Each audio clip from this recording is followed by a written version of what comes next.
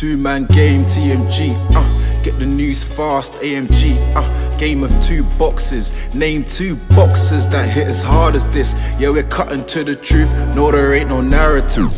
Eyes up on the cup this year, hear the stadium erupt this year.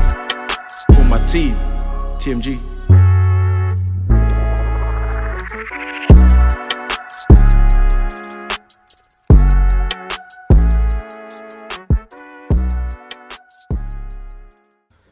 Welcome to the Two-Man Game Podcast, episode 114. That's 115, I believe. It's 115. I was gonna say 14. Talk about my goat of my young generation. But you're telling me it's 15. 15. 115. 2015. What do you remember about that year? Who won the Champions League? Barcelona? The last No, time it was it 2015? Yeah. I thought it was 15, 16. They went crazy. No, 16 was Madrid. 14 was it Chelsea or something like that? No. Chelsea's 12. It was 14. No, Chelsea's 14 Madrid. 13 was Bayern. 15 was Barca with MSN. MSN. That was the last time Barca won the Champions League, you know. Mm-hmm. Then 16 Madrid, 17 Madrid, 18 Madrid.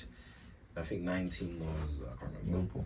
Liverpool. Then 20 was Bayern. Bayern, and 21 was Chelsea. Yeah, 22 was Real Madrid. And 23 was Man City. Hey man, MSN, interestingly enough, I'm actually going to bring this to you. Mm-hmm. So we're talking about Neymar's career. Obviously, it's a hot topic.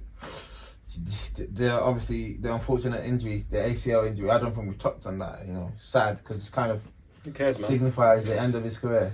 And I know you wash my hands on him. Wash my hands. Look at the camera. All you Neymar super fans. I used to back Neymar to the hill and back. You know, sometimes I've learned from life. Take away your profits. Take profits. Take profits. We're having a good conversation about that, but just take profits when you can. Just take profits when you can. Well, we talk about Neymar, and you know, ultimately, would you say? I've learned painful lessons by not taking profits early enough. Do you think Neymar's career has been a failure? Ultimately, look at it. Look at all the factors that you say. Like I said, for me, that understands Brazilian football, Brazilian culture. I understand Neymar's career better than most. I still need to brush up on a few parts because it's been a while. I haven't looked up, you know, especially his start career. But I know Neymar, as he is and what was expected of him. Okay, if you go through the Brazilian greats, yeah, the greatest by far, Pele. Yeah, 3 World Cups. Mm-hmm. Of course, they didn't have Ballon d'Ors in his time. Now going to foreign players. But they done a recount, he would have won 7. Mm-hmm. Okay? That's less than Messi. Fair play. Second, you can argue, Garrincha, he would have won at least 1 Ballon d'Or, 1962, 1 World Cup. Second at R9. He won at least 2 Ballon d'Ors, he won for crazy injuries. Won 1 World Cup, 2 World Cups, 94 didn't really play. Yeah. He done it all. He won Copa Americas, you name it. Yeah. And he had career-threatening injuries and still came back to be the best player in the world for this one season. So if it wasn't for his injuries, he'd probably been a lot closer to Messi and Pele. Okay. Garrincha, 62. That one, they say the only other guy to kind of win a World Cup by himself, aside from Maradona 86. And I guess Messi's now his hands in the ring a bit with 2022. Goes Garrincha in 62. He would have won a Ballon d'Or that year. His career didn't have longevity, but he done that. Okay, cool. After that, you got guys like Romario, 94, Zico. I reckon he got a Ballon d'Or. I'm not sure if he got a Copa America. He didn't win a World Cup. Got guys like Cafu, Roberto Carlos, obviously Ronaldinho. Yeah. World Cup, Champions League, Ballon d'Or, you name it. Then we go to Copa America. You go to Mr. Neymar. No World Cups, no Copa America. They won the Copa America. They won without you. No Ballon d'Ors. The only thing he has is because in the statistical era where everyone plays longer than others, he's got the all-time goal scoring record. But which is something. It's nothing. It's a sign of longevity. Yeah. Which is something that Brazilians don't tend to have. And which is one thing I'll give it to you. When we talk about Neymar's career, I think we look at it from the lens of like, you know, when a player starts very early in their career, we take that they finish at 31 or they start to wane at 30 as like, oh, that's a terrible sign. We need to actually understand Neymar was playing top level talents, what, 17, 16? 16, 17. I mean, he's had longevity, but longevity without the high levels in terms of achievements, in terms of individually and collectively with your country. Yes, he won the Champions League, but he was second or third wheel.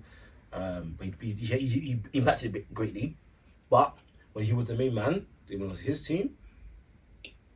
We say 2014 World Cup. I think, you know, it's probably You the got a best bit player. fortunate of some injuries. Yeah, it was probably the best player at that tournament. But look unfortunately, but you got need in the back. You got no leg to stand on, really, because look at R9. R9 essentially lost 2 years of his career. Yeah, true. I think, but it's different. The landscape of money has changed football as well, which has also impacted Neymar. Neymar made some moves in his career, which, you know, unfortunately, did backfire. I think the PSG move, And it makes it worse because he's not a team player. I think the PSG move obviously did detrimental impact on his career, because if he had stayed at Barcelona, I think, you know, Messi would have eventually passed the baton on.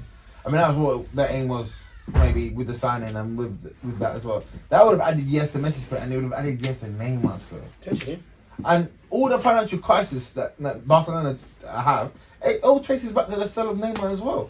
So that moment in itself is a moment that absolutely changed football history. That sell.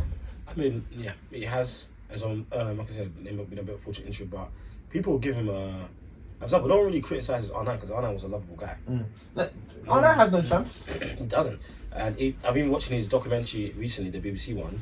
They had a chance to win the league title with Inter, and yes, he came out for injury, but he was starting at that time, and there's a few games under his belt. When they to beat, I believe it was Lazio, and they lost. Yeah. And he underperformed, got subbed. So, but like I said, no one really criticised R9 like that because R9's a lovable guy. And here's the downside of being the villain. So if you compare someone like Floyd Mayweather, villain essentially at least half his career when most people got to know him. Well, he won. Do you think Neymar's a villain? I don't think Neymar ever wanted to come across as a villain. Well, I like him because I don't really care about all the extra stuff. Like, people say he's a diver, you know, he misses the game, I think what Neymar adds to the game of football is something that, you know, not a lot of people have. The creativity, the ability, the skill, and then the ingenuity as well, the flair, and I think people miss that. When people talk about Neymar's ability, I'm hearing him getting discredited. They're saying his ability is like, people are saying that Salah has more talent than him. People are saying that Mane's having more talent. Someone says Son is of the same level as Neymar. I would look at these people like, we're talking about Neymar now, but in terms of when I say on a player level, who has the when I'm talking about skill, I'm talking about ball skills, passing, the creativity, the flair. Left foot, right foot. Left foot, right foot. Dribbling. Who's comparable to what? Who in the modern game is of the same talent level as him? Well, including Messi? Yeah, it's only Messi. Probably Messi is equal. Who else? Messi, Hazard. We're talking midfielders. I'll say for midfielder, Pogba. We're talking for a defender. I'll say Trent. But in his 4 positions, yeah, it's Messi, Hazard. Ronaldo is obviously different. He's not as technically inclined as Messi, as Neymar and those guys. Kevin De Bruyne again, not as technically inclined per se. But it's literally those guys. That's it really. That's on that same. On an attacking level, the flair, the ability, left foot, right foot, the passing, the creativity. I think Messi the only one. I don't think Hazard has. No, it goes Messi, Neymar, Hazard. Hazard's in that. He's in the bottom end of that tier, but he's still in that sort of category. And if we look at it in the modern game, guys on the modern game don't have that level of skill, the flair, the creativity of a Neymar. You don't. They don't. And you look. This is what I'm saying is that what Neymar gave to us, you have to enjoy. We have to enjoy it while it lasted. Obviously, he didn't accomplish it in terms of productivity, game in, game out. You know, he often waned in a season, but when he did play, he was a special talent. He was a special talent. I wouldn't say is now because I think his career. He's gone to Saudi. He's made his bed. He's gonna have to lie there. The injury is one thing. I don't know how he's gonna return from that. I don't know if he's gonna play more football for more than 2 years after this injury. But you know, I don't think Neymar's career is a failure. I think he's done all right. You know. I think it's like a 5 out of 10 career. I'll give it. If you look at him as a teenage sensation, that's average. It's just average. If you assemble it 100 times, this is middle of the pack. Yeah. Which is unfortunate for him, but